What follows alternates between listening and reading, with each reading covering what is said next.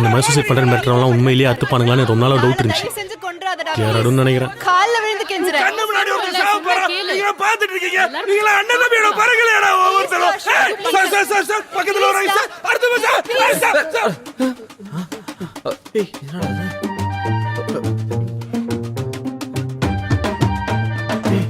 என்னடா இது? சார் வெளியே போங்க சார். அடுத்து சார். டேய் நீ அறுத்துக்கோடா, நான் சுச்சு போக வந்தேன்.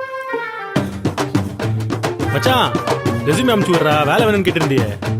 ஒரு ஓப்பனிங் வந்திருக்கு, லைன்லயே இரு, அப்பாயின்மெண்ட் இப்பவே கிடைச்சாலும் கிடைச்சிரும். தெரியும்ல, கழுத்தெல்லாம் அறுத்துக்கிட்டா உடனே சாக மாட்டாங்க, கொஞ்சம் லேட் ஆகும். எப்படியும் வெளியே இருக்கிறவனுங்க வேற எவட்டையாவது ஸ்கோர் பண்ணுறதுக்கு உன்னை கொண்டு போய் ஹாஸ்பிட்டலில் சேர்த்துருவானுங்க. நீ கரெக்டாக கட் பண்ணிக்கிட்டேன்னா பரவாயில்ல. நடுக்கத்தில் நரம்பை மாற்றி நறுக்கினேன்னு வச்சுக்கோ, கை கால் மட்டும் விளங்காமல் போக சான்ஸ் இருக்கு. அப்புறம் நீ சுச்சு போகணுன்னா இந்த மாதிரி நின்றுட்டுலாம் போக முடியாது. நீ டாய்லெட் வரதே இதான் கடைசின்னு நினச்சாலே பா.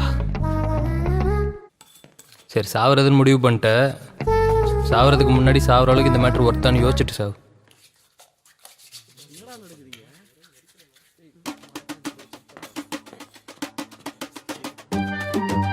சார் இப்போ மட்டும் ஒத்துக்கலன்னா கலாய்ச்சே கொண்டுருவானுங்க சார். இப்போ என்ன சார் பண்ணுறது? இப்போ நடிச்சல்ல, அதை விட கொஞ்சம் எக்ஸ்ட்ரா நடி.